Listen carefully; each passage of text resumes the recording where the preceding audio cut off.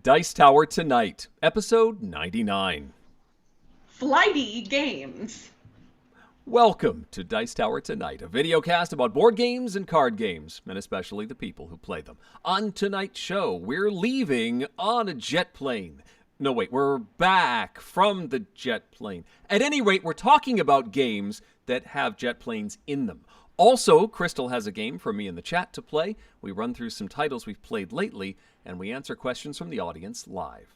I'm Eric Summerer, and joining me now, the Elaine Dickinson to my Ted Stryker. It's Crystal Dax. Now that is a reference I know very, very well. Don't call me Shirley. It has been a while since I have seen the classic film Airplane, but it is a classic for a reason.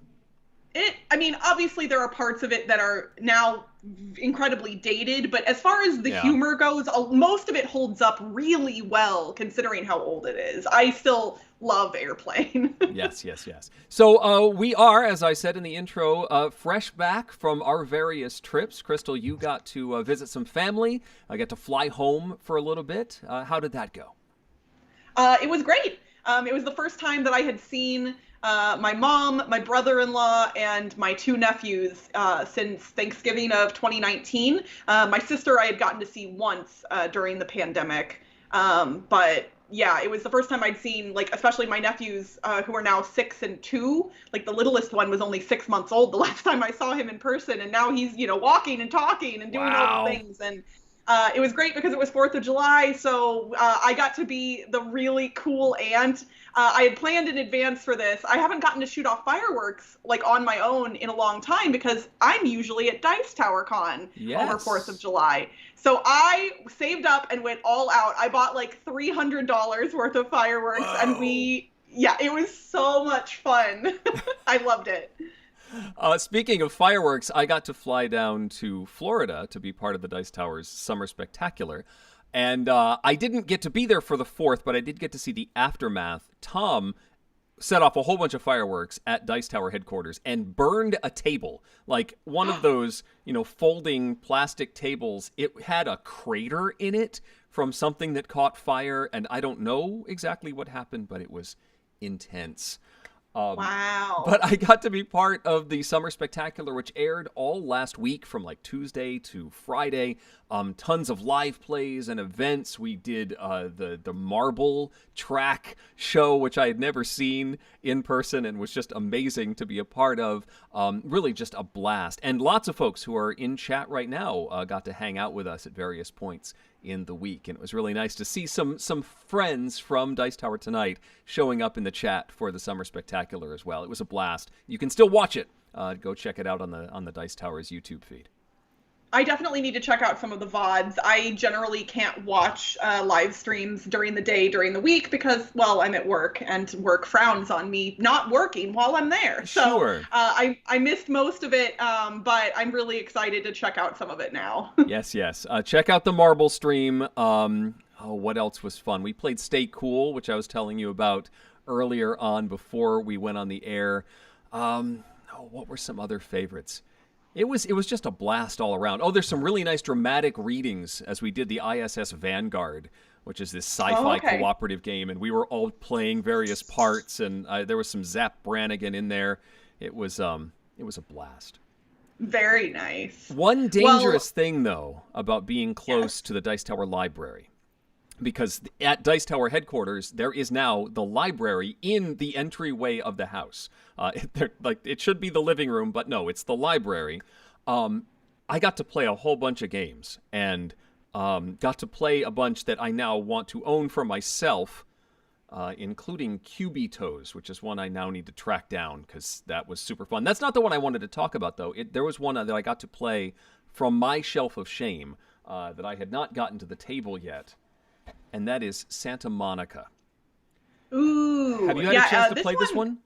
I haven't. A bunch of people were playing it at Dice Tower West in 2020, right before the pandemic started. Yep. People had it, I believe, at Dice Tower West. And I kept, seeing it and being ooh, that looks cool. But I haven't gotten a chance to play it yet.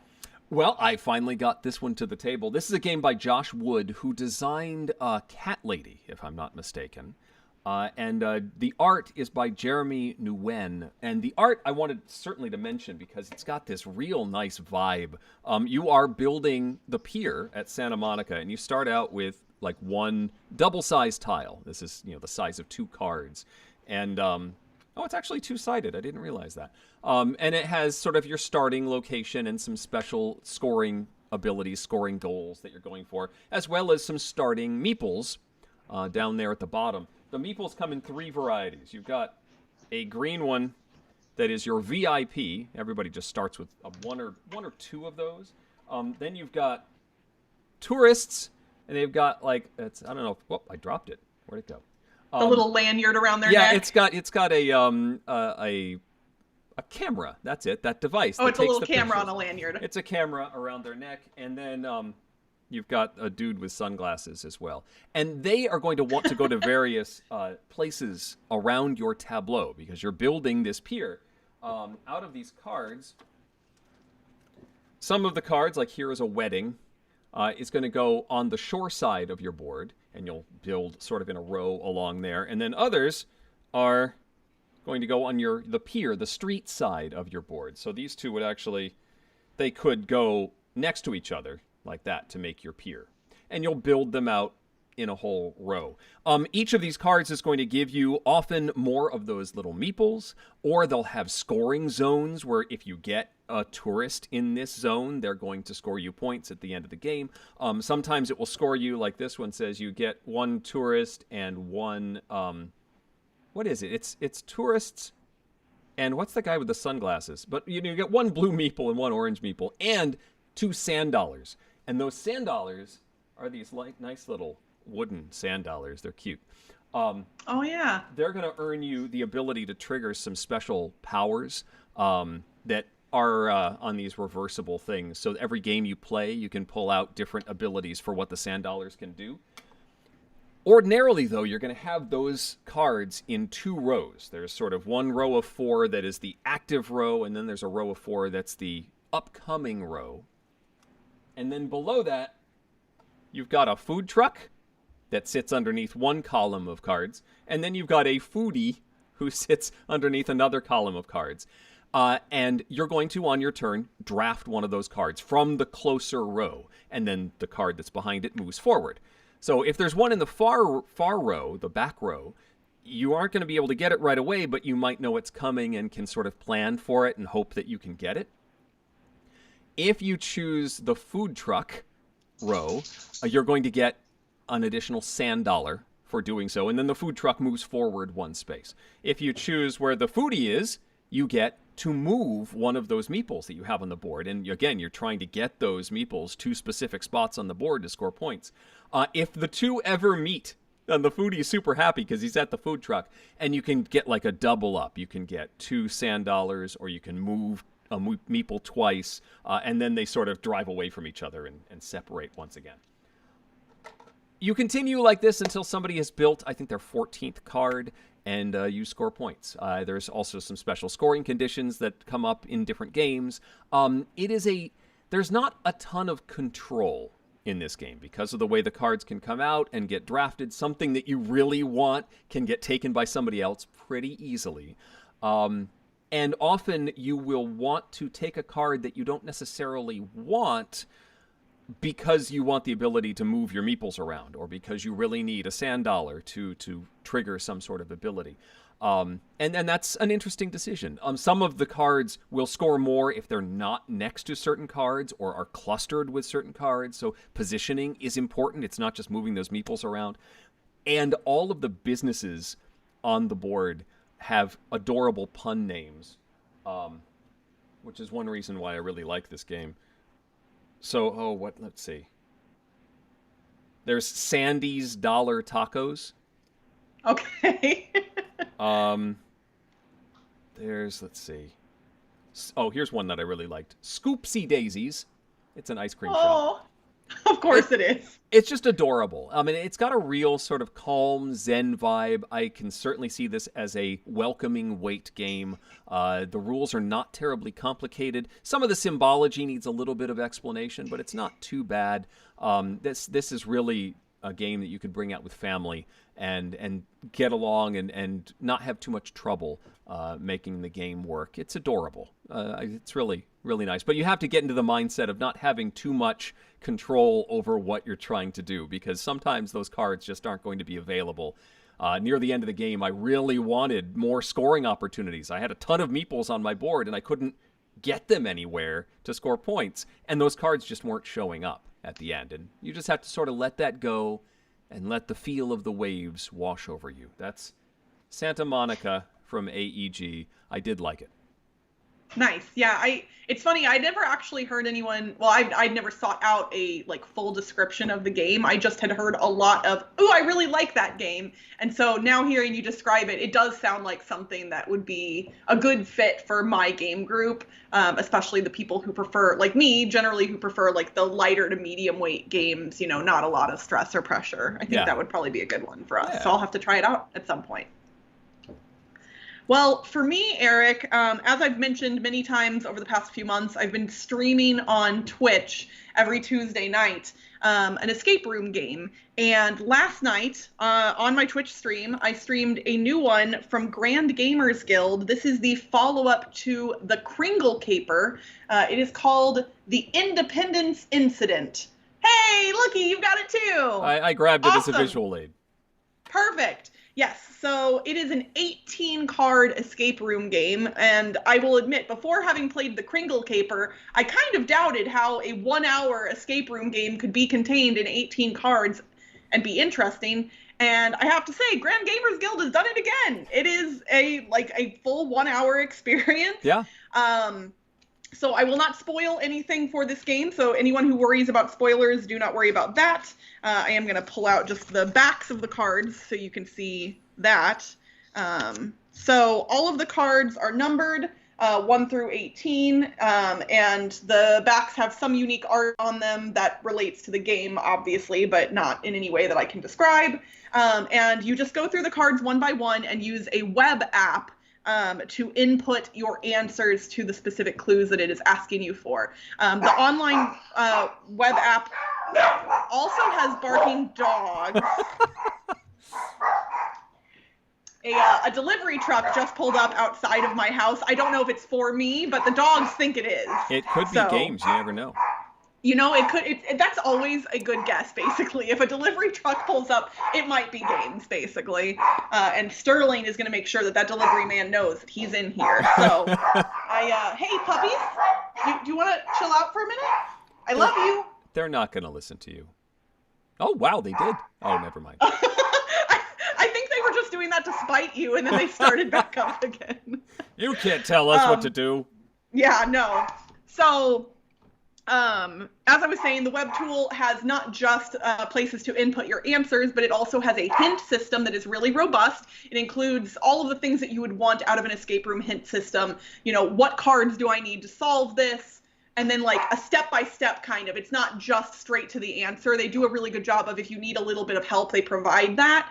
And then the online system also has a encyclopedia of sorts of information that will be relevant to the game, that some of which you may already know, but some of which you may not. And that is more important in the Independence Incident than it was in the Kringle Caper, in my estimation, because while Christmas is celebrated in lots of parts of the world, not just America, the Independence Incident is very American-centric. It relates to pieces of American history and geography and lots of other things that if you are not from or raised in America, you would likely not know. So first off, I would say if you don't live in America, I would not actually recommend this, only because there's so much information that you would have to supplement for yourself. If you did grow up in America, though, I would definitely recommend this. It's similar to the Kringle Caper. It is fun, quick. I mean, it's an hour-long escape room game.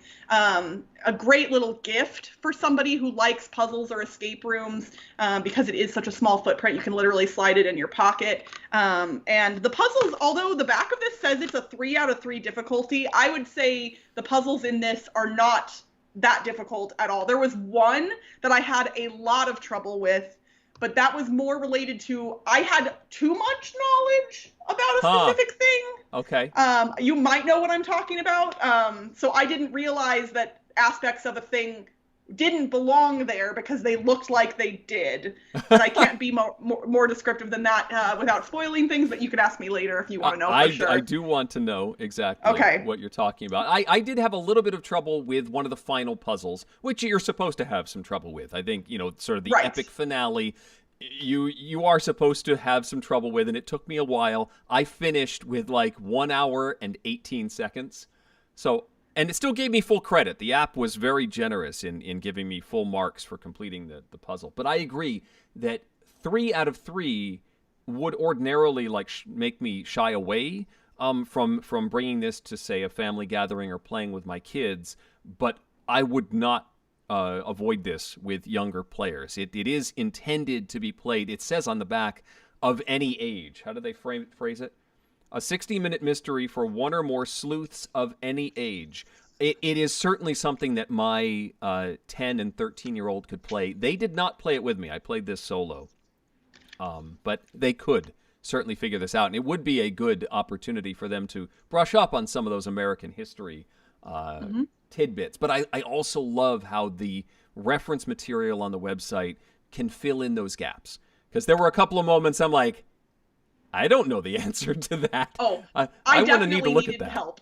Yeah. Yeah, no, with things that theoretically, as an American, I might have known, I was like, I do not know this. I have to go get. I knew basically what I was looking for, but not the exact thing per se. One other note that they have added to the app since I played the Kringle Caper is a pause button, which allows you to, if the phone rings or something really exciting is happening in Loki, you can pause and and pay attention to that, or the child comes down and wants to be tucked in or something. You can pause and then return to the game and not worry about your score being diminished because you have to divert your attention elsewhere. This was infinitely helpful when streaming the game, because what I tend to do when I'm streaming escape rooms is I will take pictures of the components as I discover them and post them in the Board Game Blitz Discord, so that way people watching on the stream can see stuff more close up. And it was really nice to be able to pause the timer when I was doing that. Like, I was going to do it regardless, and I've done that for other escape room games, but I almost never complete escape room games within the allotted time for that reason, because I am talking to the chat and taking pictures and things. So I love escape room games that have a pause button on them. I think it's great. I think it's very important. And I think Tom has talked about this too on the podcast. I've become a lot more lenient in the timing. I almost don't care anymore. It's almost not worth running the timer because I just want to go on the journey. The time pressure, sometimes when it gets to the last 5 minutes, I can start to get antsy and I don't know, I'm not thinking clearly anymore. I'd almost just rather enjoy the trip and finish the puzzles. Absolutely. I agree about the time. And I'm of a similar mind about hints. I used to be weirdly kind of averse to taking hints in an escape room game, thinking somehow that it made me feel stupid or not as savvy. And really I've realized everybody's brain is different, and there are certain types of puzzles that my brain is just not going to grok. And more often than not, I'll still give it a try, but more often than not, the puzzles I decide to take hints on, I end up going, I wasn't going to get there. And I am very glad for having taken the hint. And you save yourself 10 minutes of frustration by taking the hint earlier. The tricky part I agree with the philosophy, but when I'm playing with my kids, they get to that point a lot faster. Often, if we hit a pause for more than 60 seconds, they're ready to say, okay, we need a hint. It's okay, whoa, let's slow down. Yes, we're willing to do that, but let's look at everything we have first, and maybe something will come to us.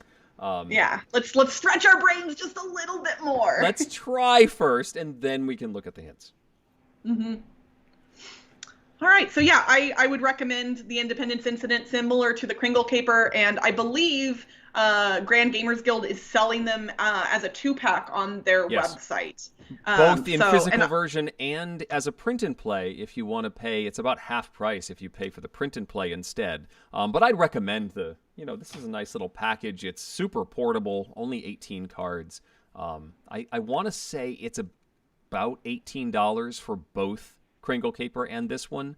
Check out grandgamersguild.com. That's where you'll find it. And there's, I believe, a third one coming. I don't know how public that is as far as subject matter, but they're talking about making it a series that will continue.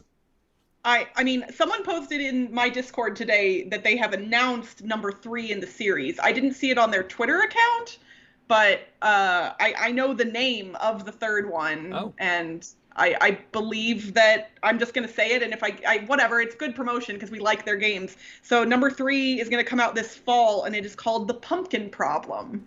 All right. So yes, I did know it was a Halloween-themed game. Thanks to Nick in the chat for a super backer for the Heinlein reference by Crystal. Was it inadvertent or was it on purpose? I guess that's the question. I mean, the world may never know. Our lips are sealed. Eric, yes, you want to play a game with the chat? I would love to play a game with the chat, and you posted a hint about what we were going to do on the Facebook page, the Dice Towers Facebook page, and if I'm right, it's a game I have not yet played and am excited to do so. Yes, so we are going to be playing a just slightly modified version of a party game from the Op called Hughes and Cues. Oh boy. Eric, I'm going to go ahead and transition over to my screen that has the board on it, which I imagine you might want to take yourself off and make me, but I'm not sure how this shows up. I can always move things around on my end to some degree as well, if not all of it's showing up or anything like that. I'm seeing the whole board, so I think we're good. Okay, cool. And I also am going to post in the chat a link to an image of the board. So that way, if you all are in the chat and you're like, I can't see that, or the colors look weird because, anything on a webcam is going to look a little strange, you all can use that link to pull up the actual board on your computer, just so you can get a better view of it, and especially for color references, because everything is going to look different in different, like what I show you on this webcam might look different than what's on the board on this webcam. I recognize all of that is the case, and we're just going to run with it. So what is going to happen is I'm going to show a card from the game to the chat. I will grab one of them at random right now, so Eric, you don't have to avert your eyes. Okay. But I'm going to show you all one of these cards from the game. And I will point to the color that you all are going to be giving Eric a clue about. So, for instance, I might point to this corner up here. And you all can tell me how visible the color and number is from me doing it this way. And if it is not super visible, it looks like it might be a little bit blurry. So I may actually do it on that's this a little camera. Better. Yeah, I think I like that better. Yeah, okay. I will use the top-down camera. It's a nicer one than my face webcam. Okay. So, I will point to one of those colors. Obviously, I will not be able to tell you which one it is or read the number and letter out loud, because then you all are going to be coming up with clues to give to Eric to get him to guess that color on the board. And if you all look at that image of the board, you'll see that it is basically a grid. It goes from 1 to 30 and A to, P. And so Eric is going to try and zero in on this color based on the first one-word clue you give him and then the two-word clue you give him. And so what we're going to do is, similarly to when we play Just One or other games, you all are going to put your clues into the chat in all caps, and I will I'll say the 7th one that shows up in the chat. So everybody said much better on the top-down camera. Yep. So I should be hiding the chat is what you're telling me here. Yes, you are going to want to hide the chat, similarly to when we play Just One or other games. So, for instance, again, this is that same card as just an example.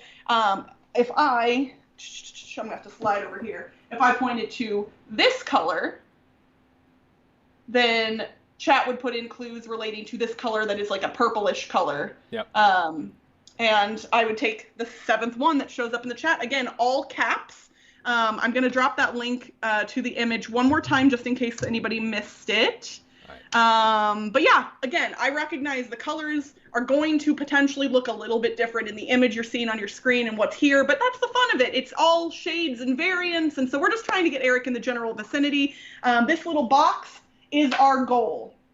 We're going to say, like normally with scoring with the game, you would get 3 points for the middle, 2 points for this outer ring here, and then 1 point if you're on the outside of the box. So, you know what, let's say we're shooting for, how many points do you think you can get, Eric? Oh boy, well, out of how many questions? Oh, that's a good, let's say four colors where you can score up to 3 points each, but you'd have to get them spot on for that. So I think if we shot for like 7 or 8 points maybe? Yeah, let's say 8 points. Okay, Slightly we'll better shoot than for 8 points. Yeah. I think we can do it. Okay. And if we can always modify. We'll say 8 is an epic win and 7 is a regular win. That way we've got something to shoot for. So as far as what I need to do when you are showing the card to the audience, I need to basically turn away because I just have too many instances of you on my screen. I know. But yeah. Once you've hidden the, I can't see chat. But once you have hidden the card, I can look back and see the board. Correct? Yes. Okay. Yes. And you also, I sent you the link to the image as well if you want to use that as a reference because it's probably a little more clear than my webcam version, but... this is great. Okay, perfect. All right, Eric, you go ahead and turn away then, and I'm turning away. I'm going to just cover up the ones we're not doing, and I'm going to show chat a card or a number. So chat, this is the color that you have to give a one-word clue to Eric about. So one word only to describe that color. And I'm going to take it down in 3, 2, 1. Okay, Eric, the card is now gone. And I've turned back. Yep. Okay. And again, chat, if you want to see that color more closely, you can look at the grid that I sent you in that image so you can kind of look at it a little bit more. But we've already got some clues coming in. So we've got 1, 2, 3, 4, 5, and there's number 6. Number 7 was not on all caps, so there's number 7. All right, Smitty's Garage provided our 7th clue, which was the same as a couple other people, actually. So, Eric, your first clue is avocado. And what we're going to do is I've got 3 little pieces for you over here. Well, yeah, 3 pieces. One of them is going to go on the score tracker. And then the other 2 are going to be your 2 guesses. So you get 2 different guesses, one after the 1-word clue and one after the 2-word clue for that same color. All right. So for avocado, where on the grid would you like me to place your first guess? Ooh, I mean, avocado, so the tricky part is that avocado could be the exterior of the avocado or it could be the interior of the avocado. But I'm going to assume interior because the outside of an avocado can be all sorts of wacky colors. I'm going to say I like L13. Okay, L13. So now chat. That's knowing K13. What? Oh, that is K13. Sorry. Yeah. L13. All right, chat, knowing that that is where Eric's first guess was, you can now give a second clue for that same color, and it can be 2 words. So I'll just say go now. The first go and now. the 7th. Yeah, go now. Here, I'll put it in the chat. Number 2. There, it's in the chat now. So while we're waiting, I should note that Hughes and Hughes won the Dice Tower Award for Best Party Game of 2020. Oh, did it? And their acceptance speech, this is one of the things from the Summer Spectacular you can check out. We have acceptance speeches from everybody that won, and they had the entire development team in like Zoom windows, but they put the Hughes and Hughes board layout behind them and somehow layered it so that it looked like the full board, even though their images were tiled. It was impressive. Wow. That is cool. Okay, so let's see. We've got 1, 2, 3, 4, 5. I've got 5 clues so far. There we go. 1, 2, 3, 4, 5, 6, 7. Okay. Your clue, Eric, is seasick. Seasick. So S-E-A, seasick. Well, I think definitely I'm in the green territory. Seasick. I'm thinking that I need to go farther into the green, like a little bit darker. So should I go for something completely different? Or at least a few spaces away from what I had suggested? I don't know. I'm going to say...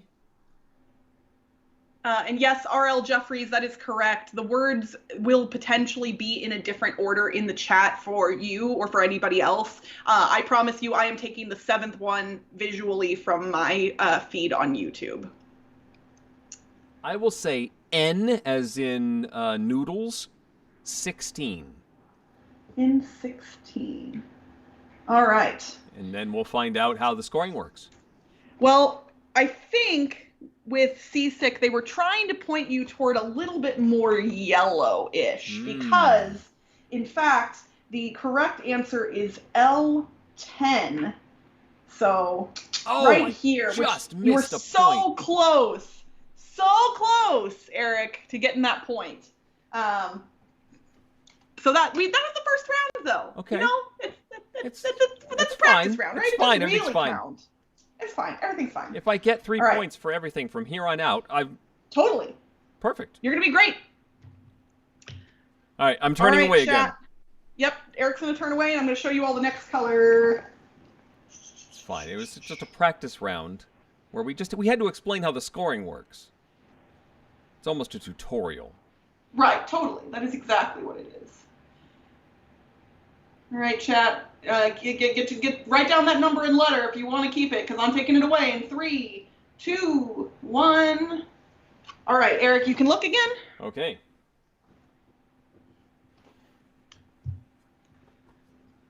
All right, Kabuki Kid put a nice little line in the chat. Thank you, Kabuki. So you all, if you want to put a single word clue in for that color, okay. Well, that actually works too, Jerry. Jerry put the code, the number and letter in the chat, which I first terrified me, and then I realized you're not looking at the chat, so that's fine. All right, lots of clues coming in all at once here. I'm gonna count all caps clues. So 1, 2, 3, skipping over that one, 4, 5, 6, 7. Okay, we've got Coraloo providing the clue electric. Electric is the clue that Coraloo provided. Ooh, electric. So, electric, that could mean many things. Electric, because I know, like, electric blue is a term. Is it another delivery? So the first one wasn't actually a delivery to me, but this one actually is. So it's fine. Y'all, barking doesn't do anything. I know, it doesn't do anything. I am going to go for my best Pikachu hue. Okay. And aim for K5. K5. Okay, K5. I got it right this time. Yeah. All right. I'm going to put clue number 2 into the chat. Chat, you can now provide a 2-word clue to Eric. I mean, this could just be a demonstration of how not to play the game. You may not be wrong about that, but for reasons that you probably don't understand quite yet. So 2-word clues, chat. So ordinarily, how many clues would I be getting if we were playing this in person? You would, in fact, only be getting 2 clues. This is normal for the clue giving, but this game goes up to 10 players, and we go in clockwise order from the clue giver. So you would often have other people's guesses to go off of as well. You've got a whole, look at all these player pieces. You know, a whole bunch of these are going to be laid out all over the board, and so you can use those kind of as information as well. Okay, let's look at these clues here. 1, 2, 3, 4, 5, 6, 7. Okay. from JoJo, your clue is... Oh, shoot, we can't use that one because it has a color name in it. That is not allowed.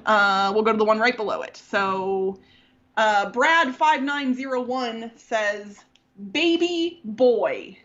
Oh. Baby boy. Okay, so I was probably right with the electric blue earlier.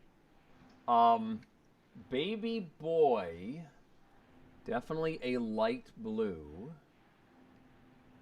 Oh, what is the best light blue? So I did not mention this earlier, chat, but yes, de-shelled turtle, you are partially correct. So standard colors are not allowed, but colors that are not standard are actually allowed by the rules. So something like blue is not allowed, but something like cyan would be allowed. So. Baby boy. There's still a lot of light blues around there, but L23 is sticking out to me. Okay, L23. As in Larry. All right, I think I've got that. And I have to say, Eric, you whiffed that first one, right? Yeah. But you nailed Whoa! this one. You nailed it. Woo! Exactly spot on. All right. 3 points. 3 points. Well, see, that's our plan. I did a double take. Like when you said that, I was like, I think that's the right answer. So, see, I said the first round was just, us learning how to play the game, and now we know exactly what we're doing. Wow. All right. Yeah. Well done.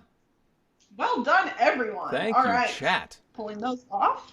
All right, and we're going to go to turning our away next again. one. I'm not looking. Okay. I'm looking at the ceiling. Let's see here. Which one are we doing? I got to clean the ceiling. I'm going to do that one here. Okay, chat, I'm holding up the next card. Here we go.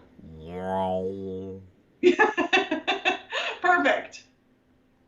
Y'all, somebody feel free to put down that letter and number into the chat if you'd like, since I'm, standing over here away from my computer. And I'm taking it down in 3, 2, 1. Here we go. Wow.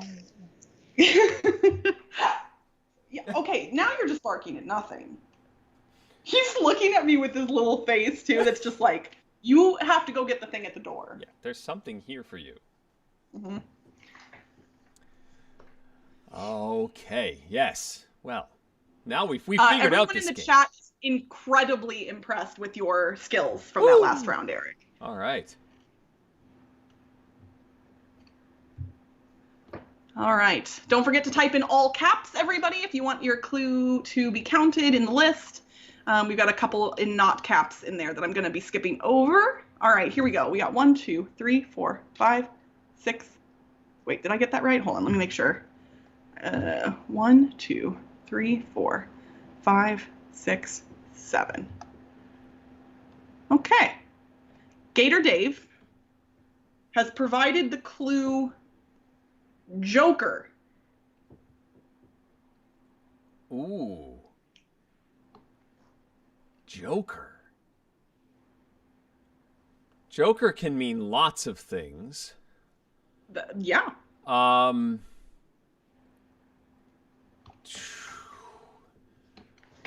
his first guess doesn't mean anything because you just nailed it on the second one anyway. Right, so. Sure.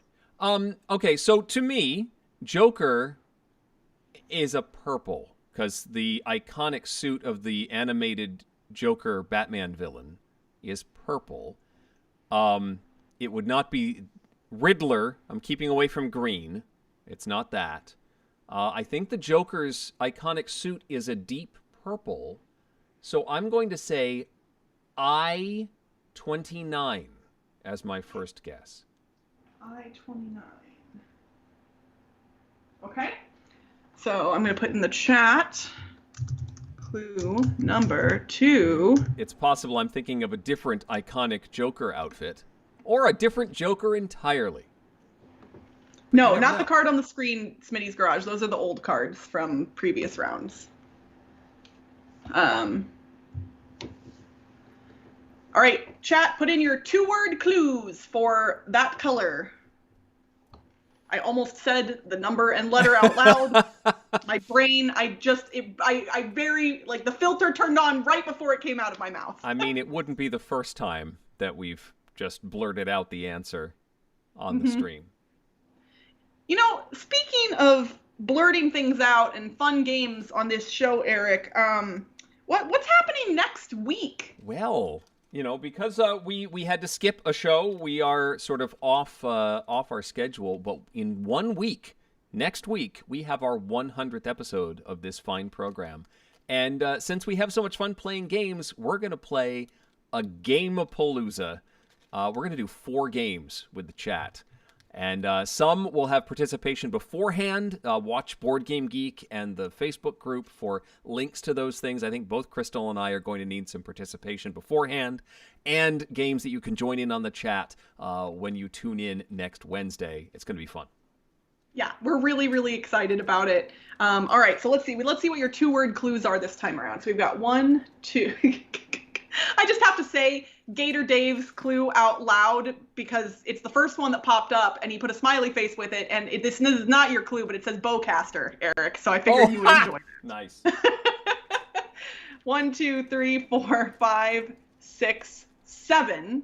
All right. So John D. Strain said grape juice. Ooh. Grape juice. Well, that seems like a deeper purple to me, so I guess I need to spread my guess out a bit. Grape juice is like the deepest of deep purple. Jojo, if someone had said that clue, I would have allowed it, for the record. If Eric doesn't get this, I might actually give him that clue and see what he says. It would not be allowed per the rules of the game, to be clear, but I will allow it for our version because it's funny. At the risk of limiting my spread, I'm going to go with G30. G30. Okay. So if I were to tell you that you're kind of nowhere near the current answer. Oh, no! So what if I gave you an illegal clue? Because technically, per the rules of the game, you are not allowed to use things that are visible in the room as clues. But what if I told you Crystal's hair as a clue? What would you pick in that instance? Well, let's go with D28. Oh man, I thought when you said D, I was like, oh my god, he's gonna get it. But it was actually, in fact, D19. Oh, way over there. Yeah, D19 is where the actual answer was, over here. Oh boy, yeah, I was nowhere near it. I know. This is more pink. I wouldn't. The clues that chat gave wouldn't have been what I would have thought of either. But that's what makes this game great, is everybody thinks of different things when it comes to colors. So, all right. So technically, this is our last card. Technically. But we'll say that this one is worth, if you can nail it spot on, it's worth 5 points, which will get you to that 8. Because, spot on answer. Sure. That seems completely legitimate, right? That seems legit. All right, so we're going to go, let's see which one, this one. All right, here we go, chat. Here is the card.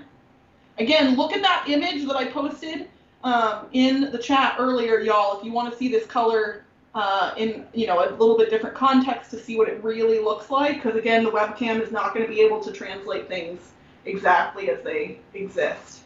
All right, I'm taking it away. Okay, 5 points if I get it exactly right. Yep. We got to make it interesting, right? That's almost flip the table scoring, if I'm not mistaken. A little bit, yes, but we got to make it dramatic. So, all right, answers are coming in.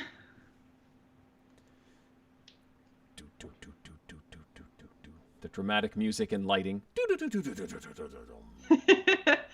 Okay, let's see here. 1, 2, 3, 4, 5. That's not all caps. 6, 7. Belgaformit.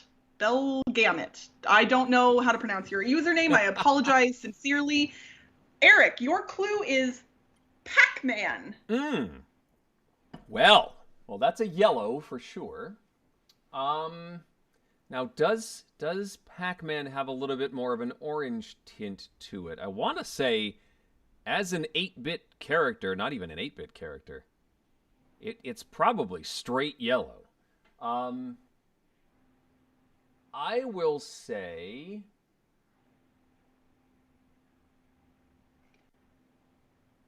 K4. Okay, K4. All right, chat. Now I'm going to put in the chat here, clue number 2. Y'all can put in a 2-word clue to help Eric guess this color.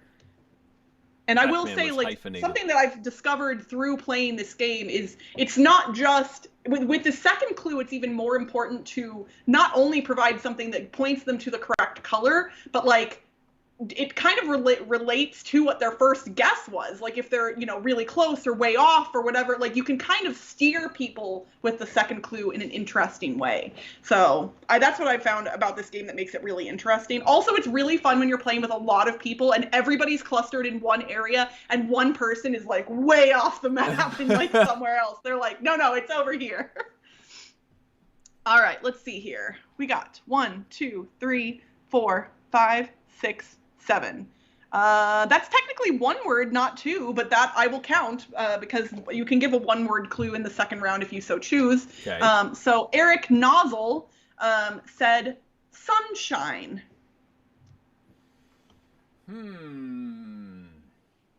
Well, again, that seems pretty darn yellow. Sunshine. I like...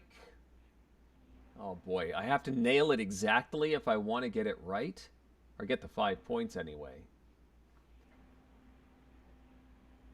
I really like the K row.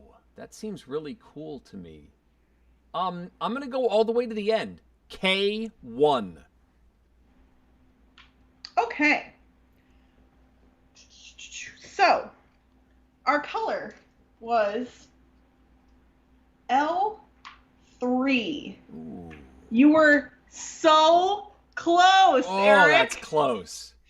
So you did, if we count both of your pawns, which we would in the regular game, you did get 3 more points. Okay. Here. 1, 2, 3, which gets you to 6, which is really close to a victory. And I'd say for our first time playing this game on stream, that counts. That's good enough. I'm going to call it a success. Maybe not a victory, but a success.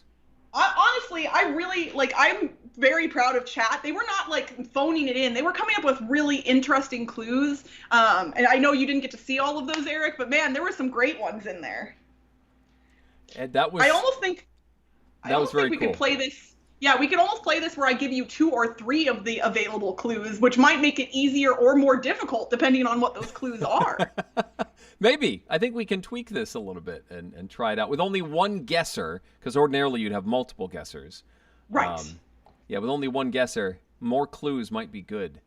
Yeah, so chat, if you all enjoyed this game, this is the first time we've played this one on stream and you want me to bring it back, shoot me an email or tweet at me, all the usual places, or feel free to just drop it in the chat now. I think this worked out well. I wasn't certain how it would work, so I'm glad that it seemed to be okay. Yes.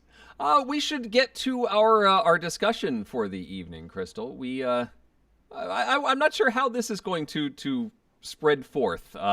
Since we both had plane journeys in the past week or so, we sort of came up with the idea of what games use airplanes as a mechanism or as playing pieces, and I'm just curious to see what we come up with. I don't really have categorizations. Often when we have one of these discussions, it's like, well, everything falls into this category or this category or this category. That's not really the case with games that have airplanes, because we've got everything from stock games to real-time cooperative games to,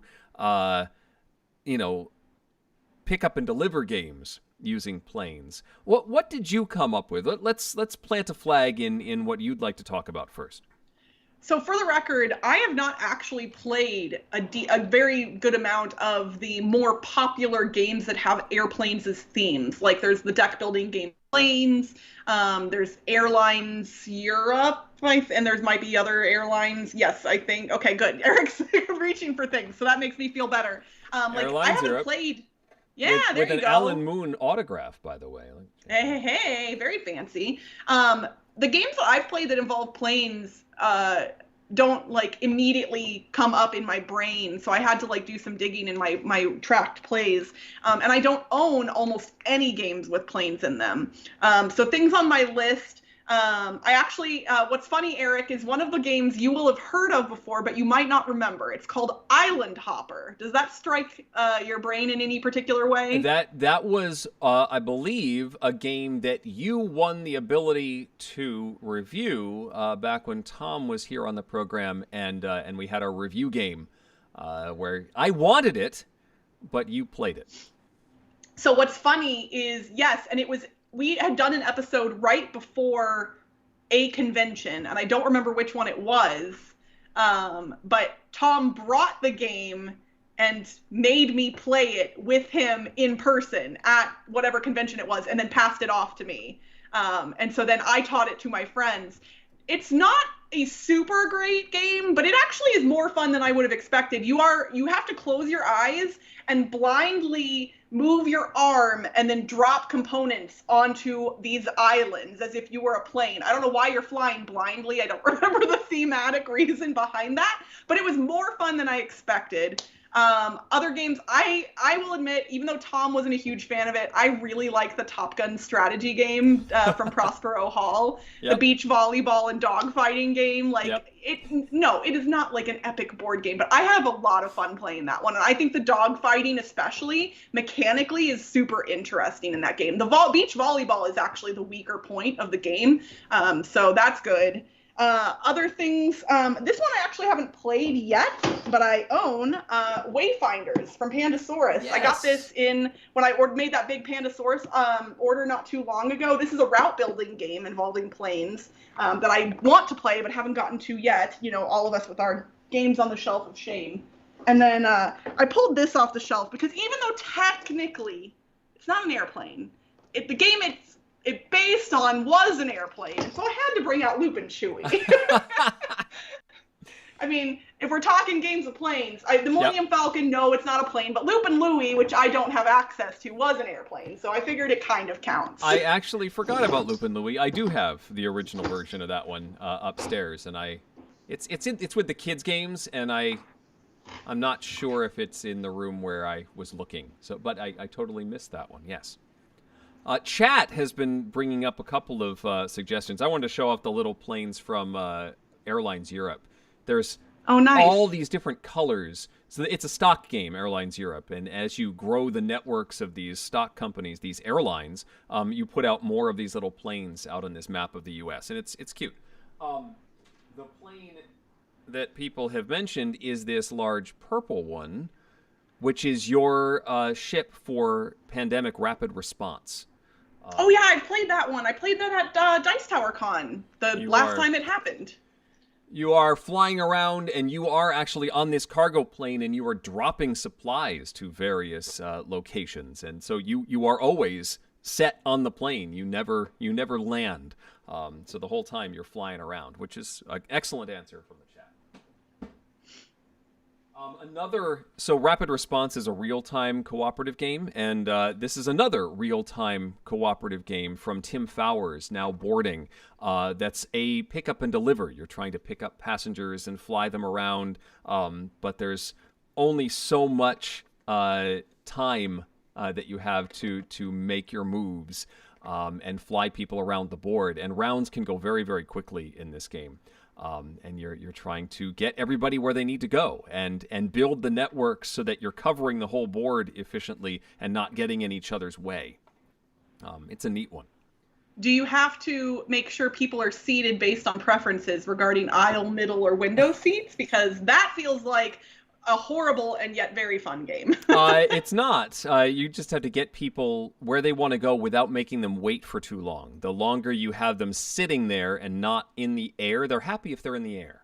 But if they're not in the air, they're very unhappy. Now boarding just has little meeples, little plain meeples for that one. How about racing games using planes? Ooh, yeah.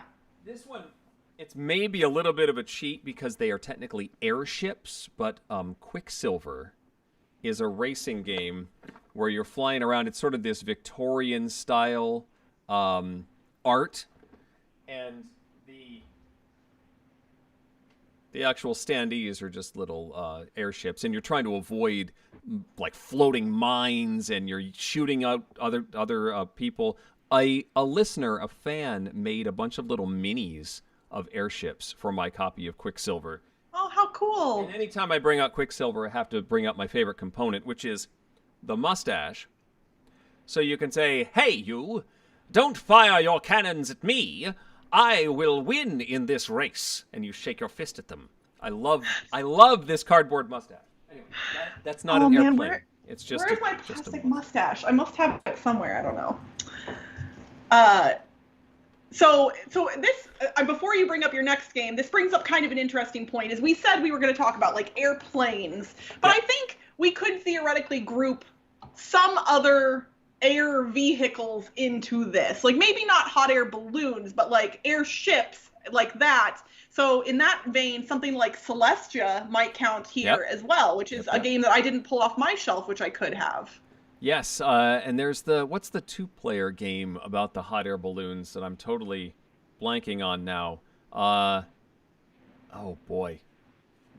I'm sure somebody in the chat will know. Yes, it was the Cosmos two-player game from several years ago, and it's come out in a newer version since then. But you had little hops, and you were playing cubes on.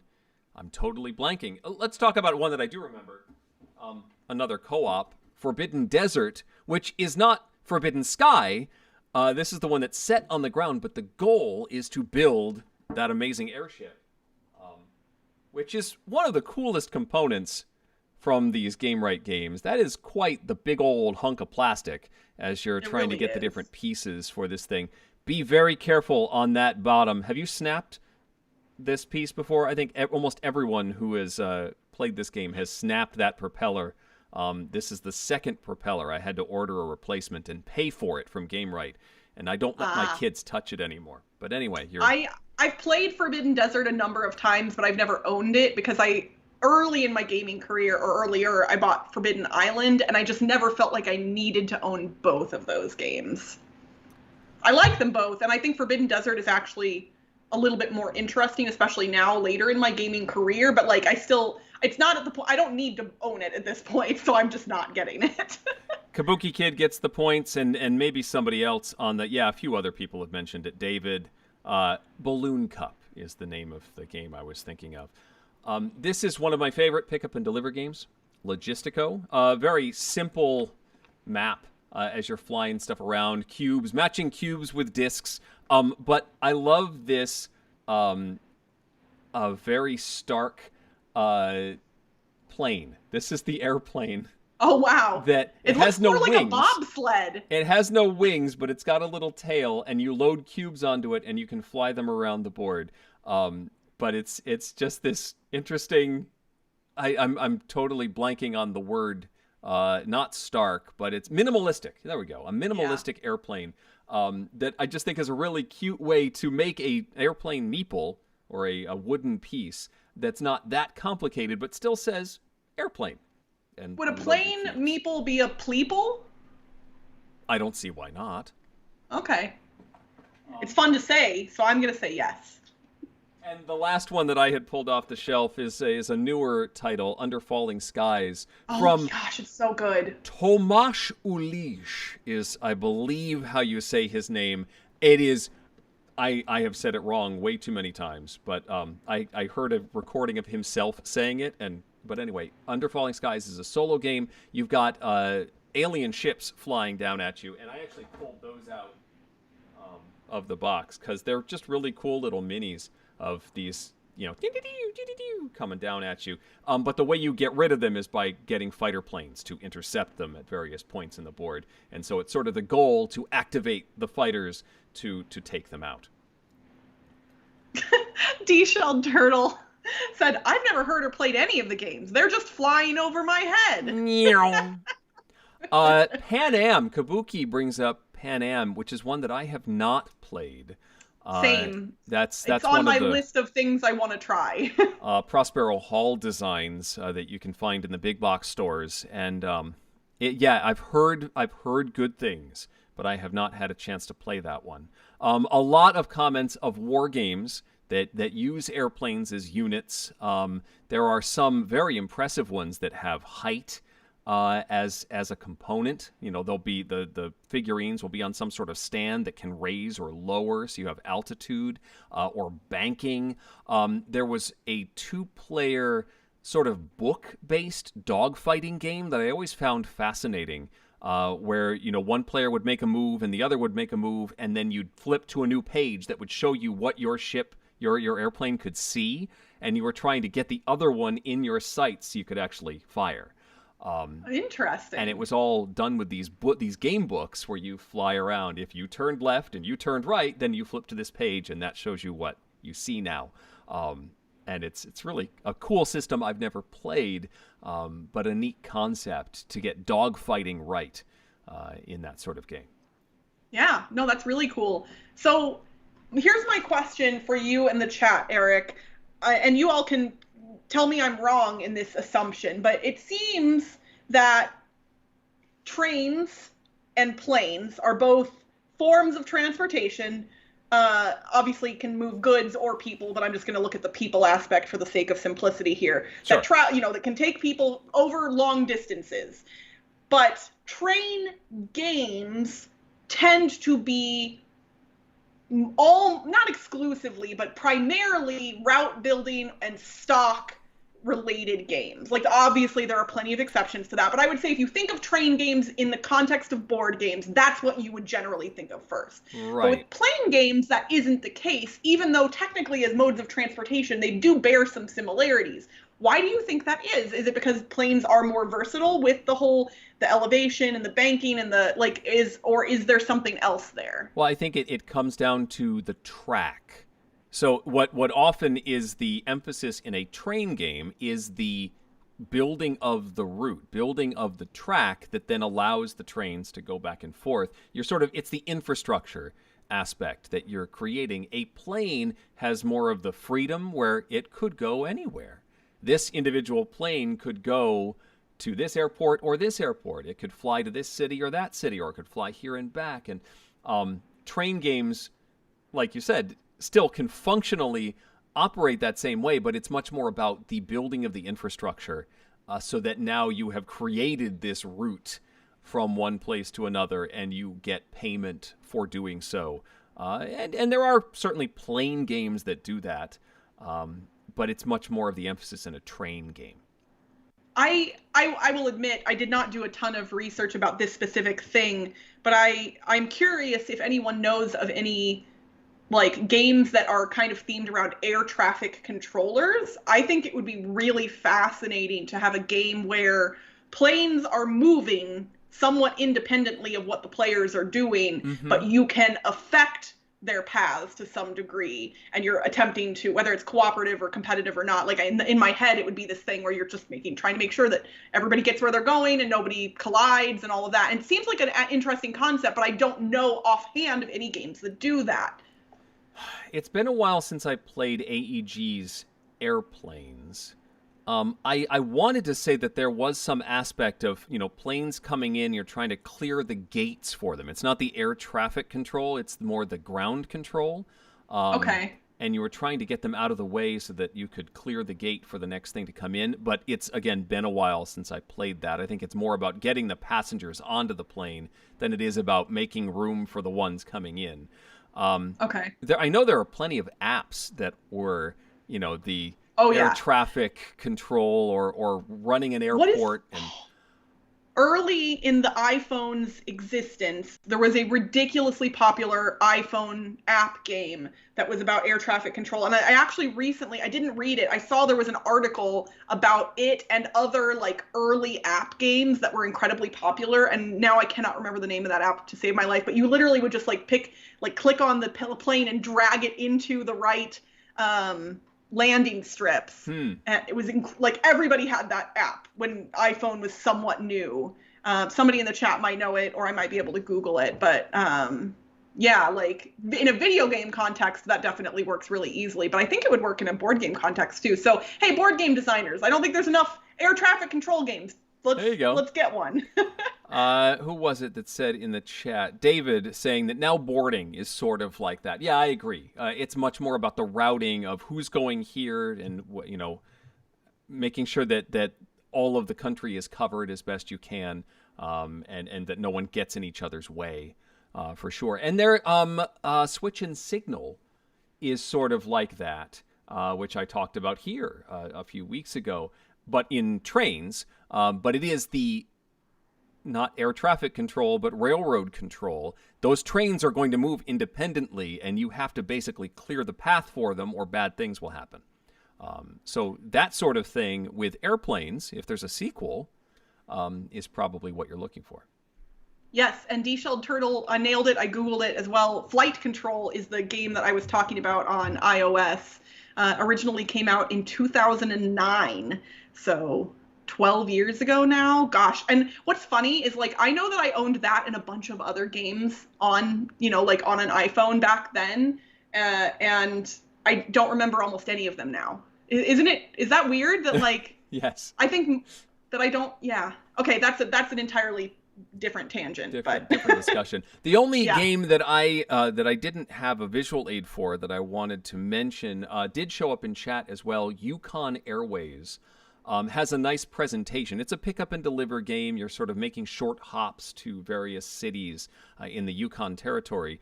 But the way that you upgrade your ability to do that is like this dashboard.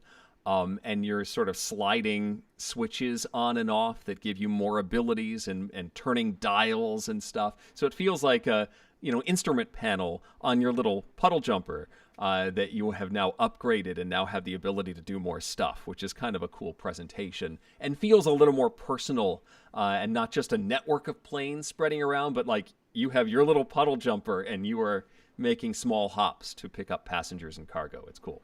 That is pretty cool.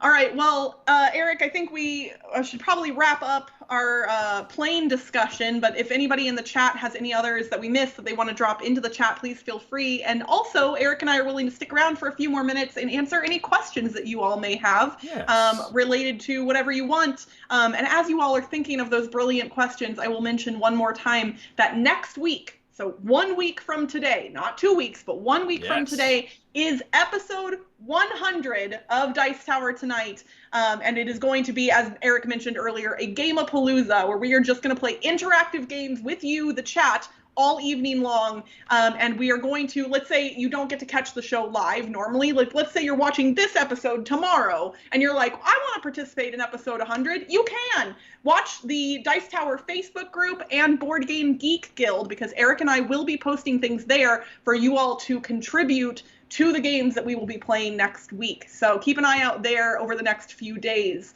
for that. And we're really, really excited to just play games with you all. And the episode will probably go a little bit longer than usual, in case that matters to anyone. Probably. Yes. Gator Dave asks if there is, in fact, a Muppet in the background. There is. Way down there. Let's see. Am I pointing? Yep. Right here is, there was a time that FAO Schwartz and then later Toys R Us was selling what they call a Muppet Whatnot. And it's like a Muppet kit. It's a Muppet that had a bunch of interchangeable face components, so I can take the eyes off and put different eyebrows on, different nose, hair, all of that. And I had some kids' clothes. I think that's one of my son's shirts that I stole and threw it on him so that he had an outfit on.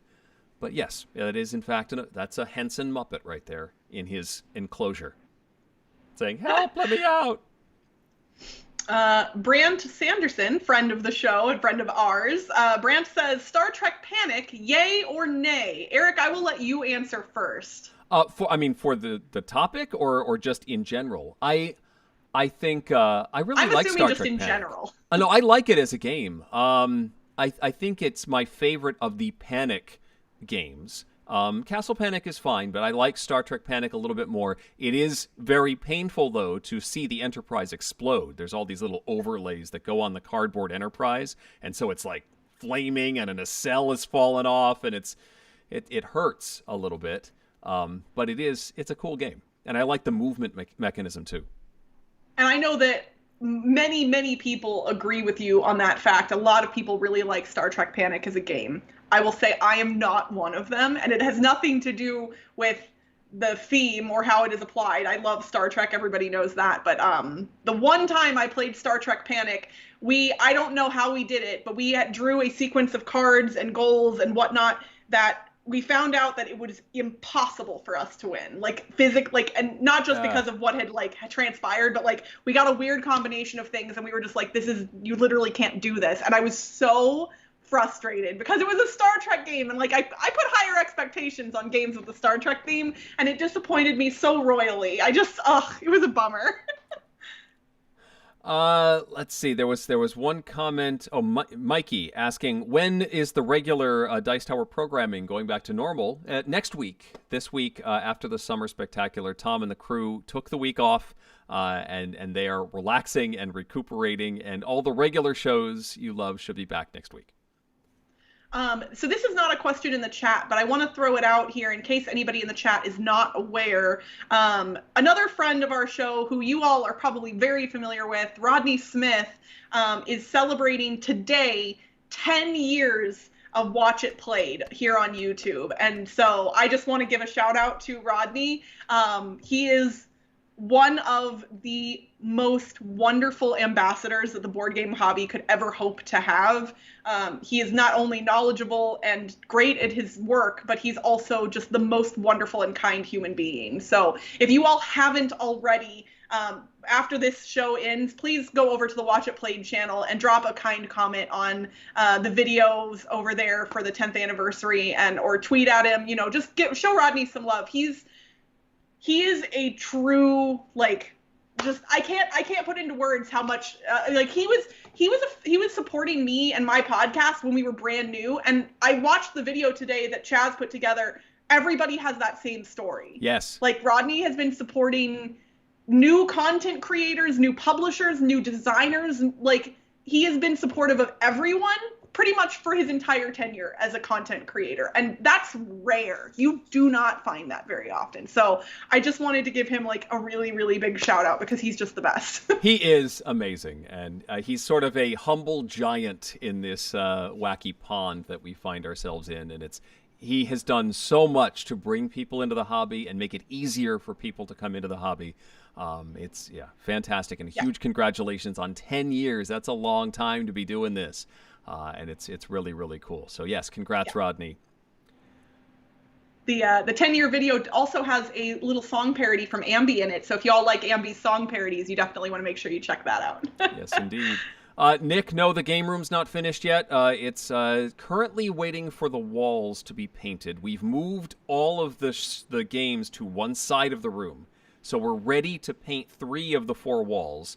And then after that, we're going to move everything over to the other side and paint the remaining wall. And then I can set up the shelves. I still have 6 shelves in the garage that have not been assembled yet. So progress, but not finished. Still don't know when the table's coming. But if I can get the shelves up, if we can get the painting done, then we can play games, by gum.